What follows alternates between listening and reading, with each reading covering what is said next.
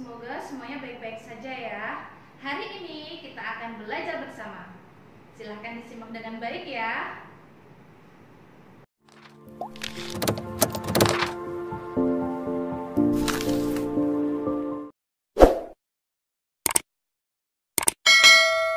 Hari ini kita masuk di tema 8. Daerah tempat tinggalku dengan subtema 1, lingkungan tempat tinggalku. Dengan KD 3.4 menghubungkan gaya dengan gerak pada peristiwa di lingkungan sekitar. Dengan tujuan pembelajaran, yang pertama, dengan kegiatan mengamati gambar anak menarik dan mendorong ayunan, siswa dapat mengetahui pengertian gaya dan gerak dengan benar. 2. Dengan berdiskusi tentang perbedaan gaya dan gerak, siswa dapat menjelaskan perbedaan gaya dan gerak.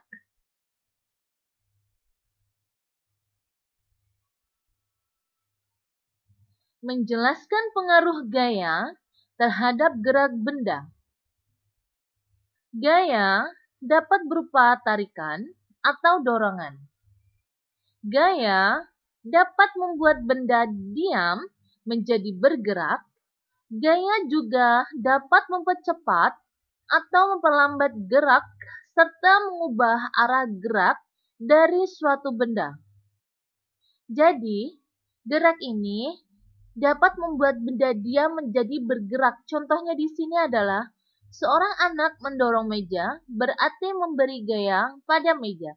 Nah, meja yang diam ketika didorong sama seorang anak ini, meja yang diam menjadi bergerak.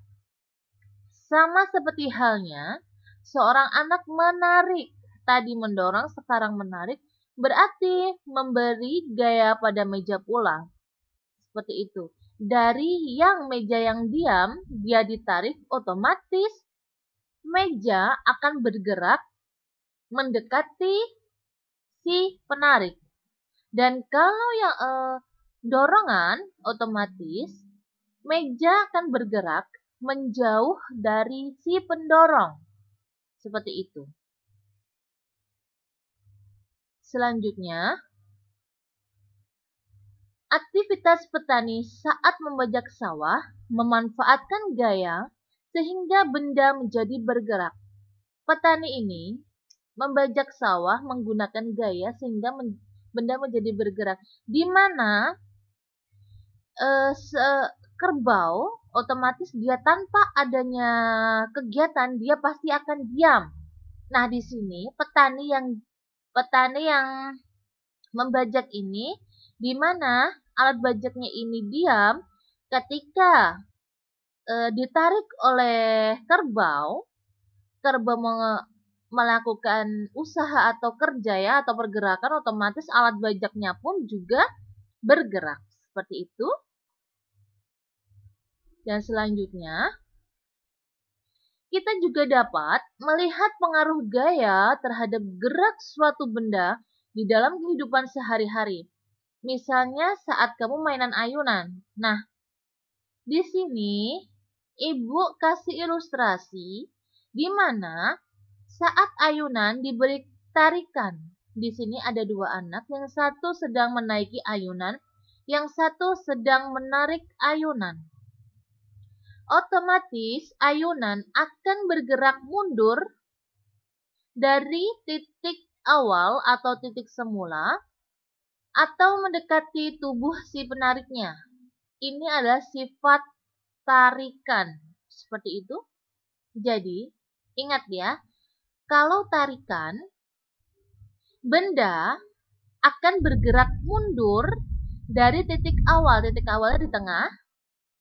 Atau benda ini akan bergerak mendekati tubuh si penariknya.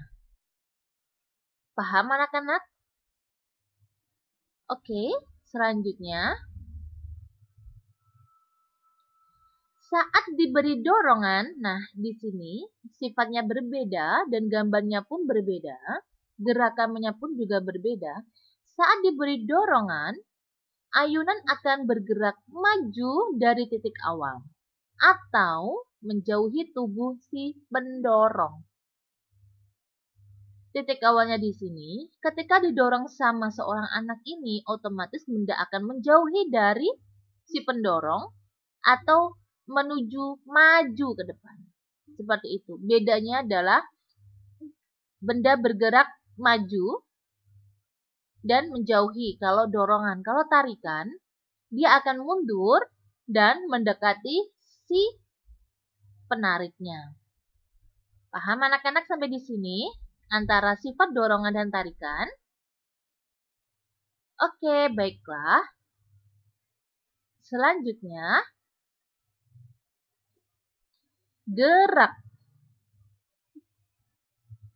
Gerak adalah perpindahan kedudukan suatu benda terhadap benda lainnya. Baik perpindahan kedudukan yang mendekati maupun menjauhi suatu benda atau tempat asal akibat benda itu dikenal gaya. Nah, di sini ada ilustrasinya juga. Sama seperti ayunan tadi, cuman ini adalah ada anak yang mendorong meja. Yang dari awal sudah Ibu jelaskan ya tadi. Mendorong meja dan menarik meja. Sifatnya ini adalah kalau dorongan dia menjauh. Dan kalau tarikan otomatis benda ini atau mejanya ini atau benda yang didorong itu, ditarik itu pasti akan mendekat si penariknya. Itu aja ya perbedaannya. Selanjutnya, hubungan gaya dengan gerak. Yang pertama, gaya merupakan tarikan dan dorongan. Kedua, gerak merupakan perpindahan posisi benda dari tempat asalnya karena adanya gaya. Yang ketiga, gerak yang terjadi pada benda dipengaruhi oleh gaya yang diterima. Benda tidak akan bergerak tanpa adanya gaya. Pengaruh gaya terhadap benda, gaya dapat mempengaruhi gerak benda menjadi lebih cepat, lebih lambat, atau berhenti. Gaya dapat mengubah arah gerak benda.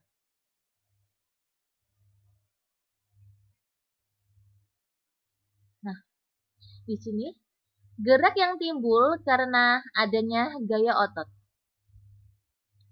Gaya otot merupakan gaya yang dihasilkan oleh kontraksi atau memendek dan relaksasi atau memanjang otot. Contohnya di sini. Maksudnya apa sih Bu kontraksi atau memendekkan otot dan relaksasi memanjangkan otot itu? Contohnya seperti ini. Ini ada anak kan? Ada anak yang sedang mengayuh sepeda. Di mana dia ada kontraksi. Nah nih, ada waktunya otot ini kontraksi memendek dan ada waktunya dia otot ini memanjang atau relaksasi. Nah, contohnya seperti ini. Seandainya kalau kaki ini ditekuk, ini si pemain bola ini, dia akan mengalami kontraksi. Ya, tapi kalau ketika dia menendang bola, dia akan mengalami relaksasi otot seperti itu. Paham ya sampai dari ilustrasi ini? Selanjutnya, gerak timbul karena gaya pegas. Nah, gerak timbul karena adanya adanya gaya pegas. Maaf.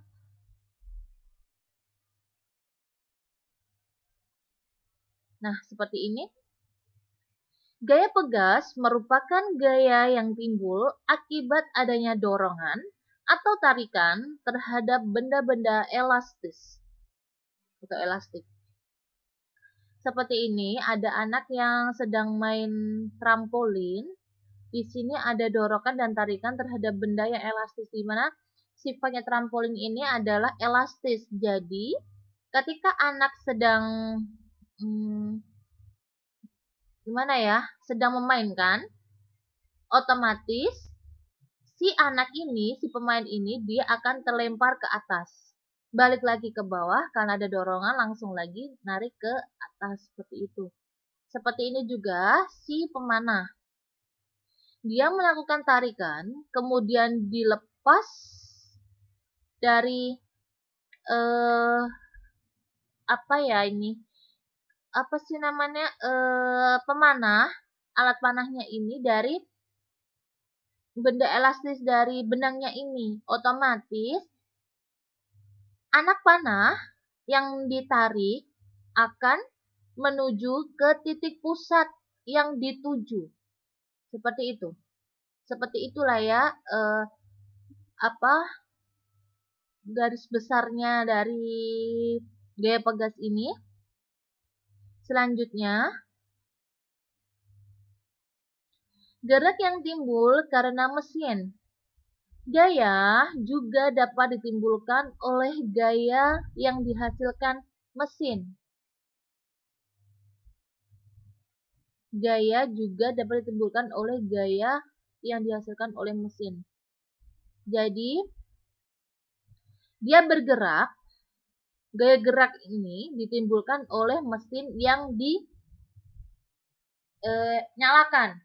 Nah, seperti helikopter ini contohnya, dan seperti kapal.